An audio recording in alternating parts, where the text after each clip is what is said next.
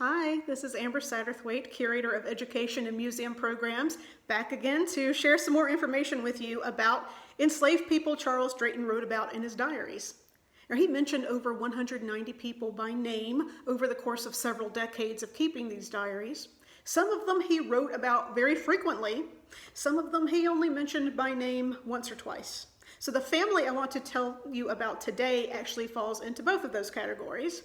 George and his daughter, Fanny. George was Charles's butler.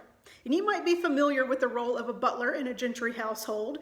Think of George as the person who kind of managed day-to-day operations here in the Drayton home.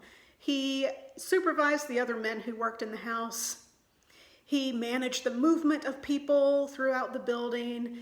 And Charles really counted on him for a lot of things. He decanted wine. He helped Charles to keep records. For example, when bushels of rice, shipments of rice were being taken on and off the property, Charles would have George count it up, and that's how Charles was able to maintain the records of what was happening there. So not only did George play an important role here in the house in Charles's personal life, but also an integral role in his business life.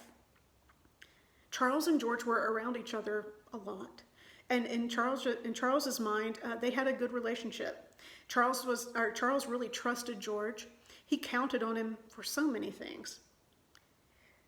Charles seems to have known George for a long time, and it's possible George may have even known Charles's mother, because there's one diary entry where Charles mentioned that George was telling him about his mother, who died when Charles was just a baby. So I think that's pretty interesting.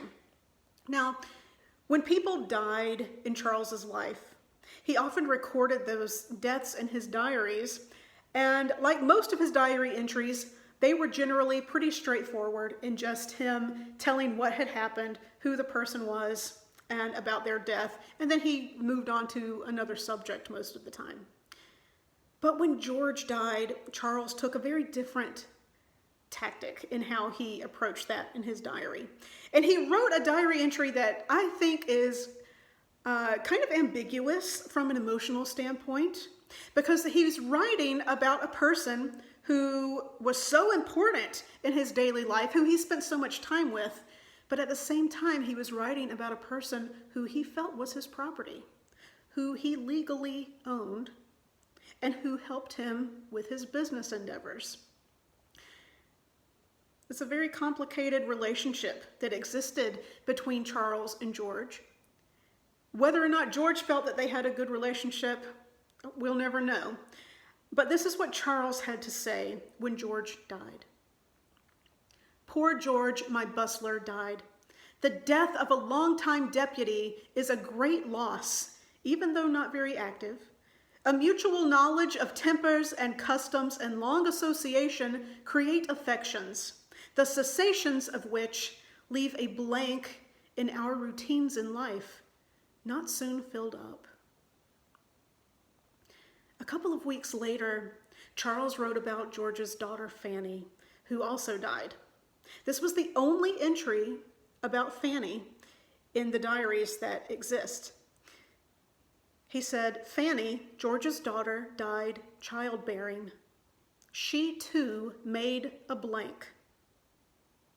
So to say that these two people left a blank in his life, I think Charles felt very strongly that they were an important part of his life. There are not other entries where Charles used that phrase. So it's interesting to consider what type of complex relationships Charles had with those two individuals, and you can't help but wish that we could hear what their thoughts were about that relationship.